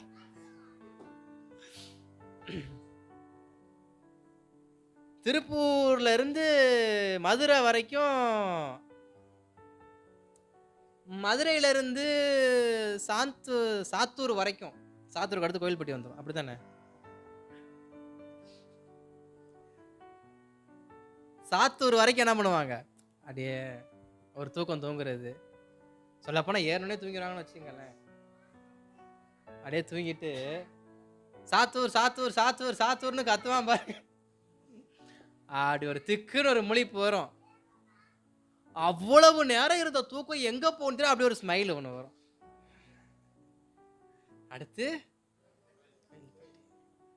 அப்படியே கொஞ்சம் கொஞ்சமா பஸ் மூவ் ஆக அப்படியே உள்ள ஒரு வார்ம், ஒரு எவாபரேட் அப்படியே கிரியேட் ஆகும் பாருங்க. அந்த புன்னகை அப்படியே சரன்னு. அவங்களுக்குள்ள எல்லாத்துக்கும் அதான். அவங்க கோச்சிக்க மாட்டாங்கன்னு அவங்கள சொன்னேன். எல்லார் நிலைமையும் அதான், என் நிலைமையும் அதான். முக்கம்புற தொட்டதுக்கு அப்புறம் என் முகத்துல வரும் பாருங்க ஒரு புன்னகை. காவேரி ஆத்த பார்த்தோன்னே ஊரு வந்துருச்சுடா நம்ம ஊரு அப்படின்னு. காவேரி கரையை பார்த்துட்டேன்னா எனக்கு சந்தோஷம் தான், ஏன்னா என் ஊர் வந்துருச்சு. அது மாதிரி தீவிரமா போறப்ப சந்தோஷமா தான் இருக்கும். சரியான இடத்துக்கு போறோமா, வழி மாறி போறோமா, கர்த்தருடைய வழியை விட்டு வழி விலகி போறப்ப நமக்கு ரொம்ப சந்தோஷமா இருக்கும். நம்மள யாரும் கேட்க மாட்டாங்க, சர்ச்சுக்கு போக தேவையில்ல, ஜெபம் பண்ண தேவையில்ல, பைபிள் படிக்க தேவையில்ல, உபவாசிக்க தேவையில்ல, பாஸ்ட் கேள்வி கேட்க மாட்டாரு, பாஸ்ட் அம்மா கேள்வி கேட்க மாட்டாங்க, எந்த தொந்தரவும் இல்லை, ஜாலியா இருக்கும். முடிவு இருக்கு பாத்தீங்களா, அங்கதான் நிக்குது விஷயம். கட்டடிக்கிறப்ப ஜாலியா இருக்கும், சர்ச்சை கட்டடிச்சுட்டு ஜாலியா இருக்கும். பாஸ்ட் 1 மாசம் 1.5 மாசம் விசிட்டிங் வராம இருந்தா ரொம்ப சந்தோஷமா இருக்கும். இதெல்லாம் இந்த குருவியே போல தீவிரமா போவோம். இப்ப என்ன பண்ணோம், கொஞ்ச நேரம் கழிச்சு அங்க ஒருத்தர் நின்று இருந்தா பாத்தீங்களா, அவன் இப்படி விளையாண்டுட்டு இருப்பான், நெருப்புல சுட்டுக்கிட்டு இருப்பான். அந்த குருவிய இப்படி குத்தி சுட்டுக்கிட்டு இருப்பான். அதான் நடக்கும். பிசாசானவன் கர்த்தருடைய வழியை விட்டு நம்மளை வழி விலக செய்யும் பொழுது நமக்கு சந்தோஷமா தான் இருக்கும். அதுக்கு அவன் கொடுக்கிற காரணம் எவ்வளவு வேணா இருக்கட்டும். நானா சில பேர்த்த கேட்கறதே கிடையாது இப்பெல்லாம், ஏன்னா கேட்டு சலிச்சு போச்சு நமக்கு. சொன்ன காரணம் எனக்கு மனப்பாடம் ஆகி போச்சு. நான் இப்போ நானே முடிவு எடுத்துக்கிறது, இவர் வரலையா, இங்கே தான் போயிருப்பாரு, இவர் வரலையா, இதனால தான் வரல, இவங்க இங்கே போயிட்டாங்களா, இதனால தான் இருக்கும், இவங்களுக்கும் நமக்கு இருக்கிற அந்த தொடர்பு கட்டாயிட்டே போதா, இதுவாக தான் இருக்கு, நானே முடிவு பண்ணிக்கிறது. இப்போ எனக்கு பழகிருச்சு கேட்டு. இப்பவும் சொல்கிறேன், நல்லா தான் இருக்கும் போகும்போது, நல்லா தான் இருப்பீங்க பறக்கும்போது, ஆனால் முடிவில் என்ன பண்ணும், விளங்கும். மீண்டும் உயர பறப்பதும் நெருப்புக்குள் கிடப்பதும் முடிவில் தான் தெரியும். அப்ப முதலாவது பாதையை நம்ம மாற்றணும் அப்படின்னா, நான் விசுவாசிக்கிறேன் இங்க இருக்கிற யாரும் அந்த பாதையை மாத்தல அப்படின்னு.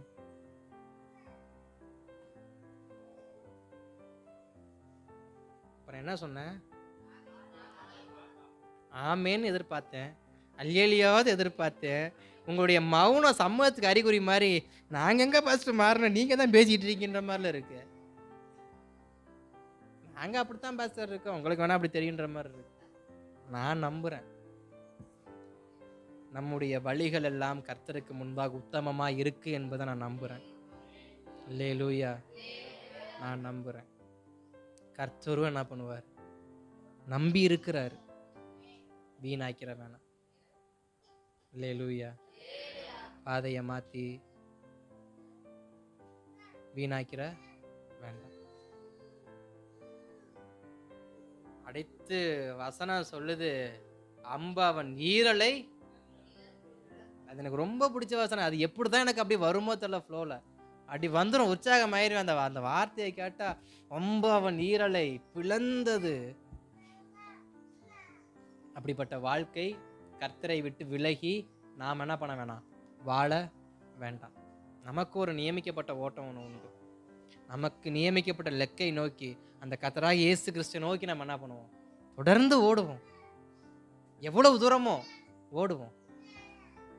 அதற்கு அடுத்து இன்னொரு மனுஷன் ஒருத்தர் இருக்காரு. லூக்காவின் சுவிசேஷம் 15ஆம் அதிகாரத்தில் 20வது வசனத்தை மட்டும் வாசிங்க, அதுக்கு மேல பிரசங்கிக்க மாட்டேன். லூக்கா 15:20.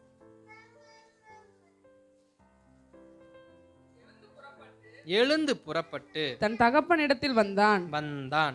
அவன் தூரத்தில் வரும்போதே அவனுடைய தகப்பன் அவனை கண்டு மனதுருகி ஓடி அவன் கழுத்தை கட்டிக்கொண்டு அவனை முத்தம் செய்தான். போதும், அவனை முத்தம் செய்தான்.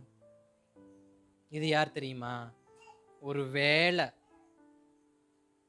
பாதை மாறி இருக்கு அப்படின்னா, ஒரு வேளை நான் நம்பினேன், பட் பாஸ்டர் உங்க நம்பிக்கை பொய் பாஸ்டர் அப்படின்னு யாராவது உங்க மனசுல ஓடிக்கிட்டு இருக்குன்னா, அவங்களுக்கு 2வது வார்த்தையை சொல்றேன். ஒரு வேளை நம்முடைய பாதை கர்த்தரை விட்டு விலகி நான் ஓடிக்கிட்டு இருக்கேன் பாஸ்டர். நம்முடைய பாதை கர்த்தரை விட்டு ஒரு வேளை விலகி இருக்குன்னா செய்ய வேண்டியது என்னன்னா, எழுந்து புறப்பட்டு தன் தகப்பனிடத்தில் வந்தான். இதுவரைக்கும் அவனுடைய பாத கோணல் ஆனதுனாலதான் அவனுடைய வாழ்க்கை இவ்வளவு சீர்கெட்டதா இருக்கு. வாழ்க்கையில் இவ்வளவு கஷ்டம், இவ்வளவு துன்பம், இவ்வளவு துயரம், சாப்பிட கூட வழி இல்லாத ஒரு நிலைமை, வஸ்திரம் சரியில்லாத ஒரு நிலைமை, இவ்வளவு உபத்திரவத்தையும் அவன் அனுமதிக்கப்பட காரணம் அவன் வழி மாறி போனதுனாலதான். ஆனா இப்ப வேதம் சொல்லுது, வழி மாறி போனவனுக்கு ஒரு வாய்ப்பு நான் தரேன், அவன் வழியை அவன் மறுபடியும் சீர்படுத்துவான். ஆனால் அவன் வழி கெட்டு போனது உண்மை, வழி மாறி போனது உண்மை, நான் ஒத்துக்கிறேன். ஆனா இன்னொரு வாய்ப்பு ஒன்று தரேன், அவன் தன் வழிய மறுபடியும் சீர்படுத்துவானால், சீர்படுத்தி கர்த்தருக்கு நேராக, தன் தகப்பன் வீட்டுக்கு நேராக அவன் நடக்க ஆரம்பிப்பான். அப்படின்னா, நான் செய்தது தவறு ஆண்டவரே, நான் வழி மாறி போனது தவறு ஆண்டவரே, இனி உம்முடைய பாதையை விட்டு நான் வழி மாறி போக மாட்டேன்ப்பா, என்னை நம்புங்கப்பான்னு யார் ஒருவர் தாவீதை போல சங்கீதம் 51 சொல்லப்பட்டது போல சாஸ்திராங்கமாய் விழுந்து, என் மேல் இருக்கிற உமது அபிஷேகத்தையும் உமது ஆவியும் எடுத்து போடாதீங்க ஆண்டவரேன்னு சொல்லி மனம் கசந்து அழுது தங்களை ஒப்பு கொடுக்கிறாங்களோ, என் கண்களை ஏறெடுத்து பார்த்தது தப்பு, நான் கொலை செய்தது தப்பு, நான் இச்சித்தது தப்பு, தன் தவறை உணர்ந்து யார் கர்த்தருடைய சமூகத்துல சாஸ்திராங்கமாய் விழுந்து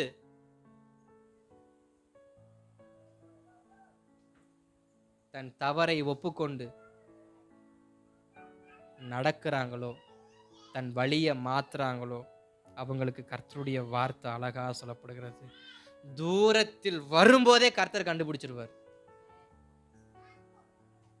நீங்க பக்கத்துல வரணும்னு அவசியம் இல்லை, நீங்க தூரமா இருக்கும் பொழுதே கர்த்தர் ஆசீர்வதிக்க ஆரம்பிச்சிருவார். தூரத்தில் வரும்பொழுதே அவனுடைய தகப்பன் அவனை கண்டு மனதுருகி ஓடி அவன் கழுத்தை கட்டி கொண்டு முத்தம் செய்தார். அதற்கு பின்பு வரக்கூடிய வசனங்களை வாசிச்சு பாருங்க. அவனுக்கு முத்திரை மோதிரம் என்ன, அவனுக்கு பாதரட்சை என்ன, அவனுக்கு வஸ்திரம் என்ன, அவனுக்கான கொடுக்கப்பட்ட ஆகாரம் என்ன, விருந்து என்ன, அவனுக்கு மறுபடியும் கொடுக்கப்பட்ட தகப்பன் வீட்டின் செல்வாக்கு எவ்வளவு. இழந்ததை பெற்றுக்கொள்ள கர்த்தர் மறுபடியும் அழைக்கிறார். எதை இழந்தோமோ அதை மறுபடியும் பெற்றுக்கொள்ள நாம் எழும்பி ஓடுவோமானால் கொடுப்பதற்கு அவர் ஆயத்தமா இருக்கிறார். கொடுப்பாரான்லாம் கேட்காதீங்க, கண்டிப்பா கொடுப்பாரு. ஒரு உலக தகப்பனே தன் மகனை பார்த்து மனதுருகி முத்திரமோதத்தை கொடுத்து, பாதரட்சியை கொடுத்து, வஸ்திரத்தை கொடுத்து, இவ்வளவா கொடுத்து கனப்படுத்துவார். ஆனால் பரலோகத்தின் தகப்பன் எவ்வளவா கனப்படுத்துவார்? கொடுக்க அவர் ரெடியா இருக்கிறார். புறப்பட நம்ம ரெடியா இருக்கிறோமா? நம்முடைய பாதை ஒருவேளை மாறி இருக்குன்னா, துன்மார்க்கரை போல என் பாதை இருக்குன்னா, வழி மாறி போனா வாலிபனை போல என் பாதை இருக்குன்னா, நாம் எழுந்து புறப்படுவோமானா நம்மை கட்டி அணைத்து நம்மை மறுபடியும் நம்முடைய ஸ்தானத்தில் அமர வைத்து, இழந்த அபிஷேகத்தை கொடுத்து, இழந்து போன கிருபைகளை கொடுத்து, இழந்து போன வரங்களை கொடுத்து, இழந்து போன ஊழியத்தையும் கொடுத்து நடத்த கர்த்தர் உண்மை உள்ளவராக இருக்கிறார். நாம் எதை இழந்தாலும் சரி, அன்பு, சந்தோஷம், சமாதானம், குடும்ப ஐக்கியம் யாரை இழந்திருந்தாலும் அதை மறுபடியும் பெற்றுக்கொள்வதற்கு கர்த்தரை நோக்கி ஓடுவோமானால் நமக்கு தர அவர் உண்மை உள்ளவராக இருக்கிறார். அப்ப பாதம் மாறினால் பாதை மாறும், பாதை மாறினால் வாழ்க்கை மாறும். அப்போ அவருடைய வாழ்க்கையின் மாற வேண்டும் என்றால் அவர்கள் கர்த்தருக்காக செயல்பட வேண்டியது முக்கியம் என்பதை நான் ஆரம்பத்திலேயே சொன்னேன். ரோமர் 10 1 2 3 4 மட்டும் வாசிச்சிருங்க. சகோதரரே இஸ்ரவேலர் ரட்சிக்கப்பட வேண்டும் என்பதே என் இருதயத்தின் விருப்பமும் நான் தேவனை நோக்கி செய்யும் விண்ணப்பமுமா இருக்கிறது. எத்தனை பேருக்கு இந்த விண்ணப்பம் இருக்கு? சகோதரரே இஸ்ரவேலர் ரட்சிக்கப்பட வேண்டும் என்பதே என் இருதயத்தின் விருப்பமும் நான் தேவனை நோக்கி செய்யும் விண்ணப்பமுமா இருக்கிறது. எத்தனை பேருக்கு இருக்கு? தாராபுரத்தில் இருக்கிற மக்கள் ரட்சிக்கப்படணும், நேர்ல இருக்கிற மக்கள் போற ரட்சிக்கப்படணும். அதுவே என் ஜபமா இருக்கு. எத்தனை பேருடைய ஜபம் அப்படி இருக்கு? இருக்கா? அப்ப அடுத்து வாசிங்க. தேவனை பற்றி அவர்களுக்கு வைராக்கியம் உண்டென்று அவர்களை குறித்து சாட்சி சொல்லுகிறேன். ஆகிலும் அது அறிவிக்கேற்ற வைராக்கியம் அல்ல. எப்படி என்றால் அவர்கள் தேவ நீதியை அறியாமல் தங்கள் சுய நீதியை நிலைநிறுத்த தேடுகிறபடியால் தேவ நீதிக்கு கீழ்ப்படியாதிருக்கிறார்கள். விசுவாசிக்கிற எவனுக்கும் நீதி உண்டாகும்படியாக கிறிஸ்து நியாயப்பிரமாணத்தின் முடிவா இருக்கிறார். விசுவாசத்தினாலாகும் நீதியானது கிறிஸ்துவை இறங்கி வர பண்ணும்படி பரலோகத்துக்கு ஏறுகிறவன் யார்? 9வது வசனம் என்னவென்றால் கர்த்தராகிய இயேசுவை நீ உன் வாயினாலே அறிக்கையிட்டு தேவன் அவரை மரித்தோரிலிருந்து எழுப்பினார் என்று உன் இருதயத்திலே விசுவாசித்தால் ரட்சிக்கப்படுவாய். போதும். நீங்க அந்த அதிகாரத்தை நீங்க மறுபடியும் வீட்டுல போய் வாசிங்க. அங்க அழகா சொல்லப்பட்டிருக்கிறது என்னன்னா, ஒருவன் ரட்சிக்கப்பட வேண்டும் என்பதனுடைய எண்ணம். இஸ்ரவேல் தேசம் ரட்சிக்கப்பட வேண்டும் என்பது பவுலுடைய எண்ணம். அங்க இருக்கிற மக்களுடைய எண்ணங்கள் எப்படிப்பட்டது என்று சொல்லி ஒவ்வொரு வசனங்களா பவுல் என்ன பண்றாரு? விளக்கிக்க சொல்றாரு. ஆனா அதே பவுல் இன்னொரு வார்த்தையை சொல்றாரு. என்ன சொல்றாரு அப்படின்னா, அனுப்பப்படாவிட்டால் எப்படி பிரசங்கிப்பார்கள்? 14வது வசனத்தை வாசிக்கிறேன்.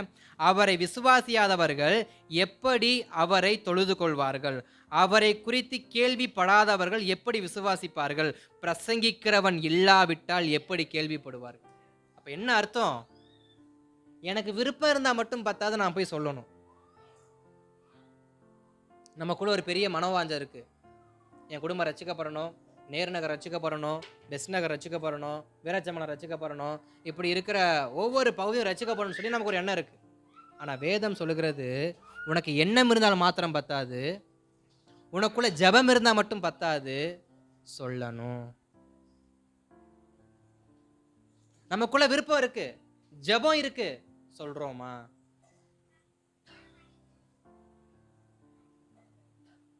சொல்லணும்னா நம்முடைய வாழ்க்கை அழகா இருக்கணும். ஏன் சொல்ல முடியல அநேகரால? என் பாதை அழகா இல்லை. ஆனா வேதம் சொல்லுது, நீ சொல்ல ஆரம்பி, உன் வாழ்க்கையின் அழகை நான் மாத்தி காட்டுறேன். அப்படித்தானே வேதம் முடியுது. சுவிசேஷத்தினுடைய பாதங்கள் எவ்வளவு அழகா இருக்கிறது. அப்ப சொல்லணுமா? எப்படி தெரியுமா சொல்லணுமா? எதை சொல்லணுமா? ஒரு வசனத்தை மாத்திரம் மறுபடியும் வாசிங்க. அதே 15வது வசனத்தை, அனுப்பப்படாவிட்டால் எப்படி பிரசங்கிப்பார்கள்? சமாதானத்தை கூறி நற்காரியங்களை சுவிசேஷமாய் அறிவிகளுடைய பாதங்கள் எவ்வளவு அழகாக இருக்கிறது. ரெண்டே விஷயம்தான். ஒன்று சமாதானம், ரெண்டாவது நற்கிரியைகள். நற்காரியங்கள், அது நற்கிரியைகள். எதை சொல்லணுமா? சமாதானத்தை சொல்லணும், நல்ல விஷயத்தை சொல்லணும், நற்கிரியைகள். இதை தவிர வேற எதையும் என்ன பண்ணக்கூடாது? பேசக்கூடாது. ஆனா இதை தவிரதான் எல்லாத்தையும் என்ன பண்றோம்? சமாதானத்தை சொல்லணும், நற்கிரியைகளை சொல்லணும், இல்லை நற்காரியங்களை சொல்லணும். இதை தவிர மீதி எல்லாத்தையும் என்ன பண்றோம்? சொல்றோம். ஸ்கூல், காலேஜ், ஃப்ரெண்ட்ஸு, ஆஃபீஸு, வேலை செய்கிற இடம், பக்கத்து வீடு, தண்ணி கோலா, இப்படி எவ்வளவோ எக்ஸட்ரா எக்ஸட்ரா போட்டுக்கோங்க. எதை எங்க என்ன சொல்றோம்? சிலரோடு சேர்ந்து வேலைக்கு போனாதான் தெரியுன்றீங்களா? அப்ப போய் பாருங்க பாஸ்டர், பண்ணுற கூத்துன்ற மாதிரில நீங்கள் பார்க்குறீங்க. ஆனால் வேதம் சொல்லுது, சொல்ல வேண்டியது ரெண்டே விஷயம். ஒன்று சமாதானம், நற்கிரியை. யாரை குறித்து? கர்த்தரை குறித்து. நம்ம நற்கிரியை அது பேர் பெருமை. நம்ம நற்கிரியை பேசினா அது பேர் பெருமை. யாருடைய நற்கிரியை நம்ம பேசணும்? கர்த்தருடைய நற்கிரியலை குறித்து. கர்த்தருடைய நற்கிரியலை குறித்து என்ன பண்ணணுமா? பேசணுமா? அப்போ நம்முடைய வாழ்க்கையில் நம்முடைய பாதையை மாற்றுவோமா? ஜெபம் பண்ணலாமா? முழங்கால் போடலாமா? ஒரே விஷயம், ரெண்டே வார்த்தை தேவ சமூகத்தை நோக்கி நம்ம சொல்ல போகிறோம். நான் சமாதானத்தை கூற வேண்டும் ஆண்டவரே, நான் நற்கிரியைகளை கூற வேண்டும் ஆண்டவரே, நான் சமாதானத்தையும் நற்கிரியைகளையும் கூற வேண்டும் ஆண்டவரே. ஓ நன்றி அப்பா, நன்றி நன்றி நன்றி.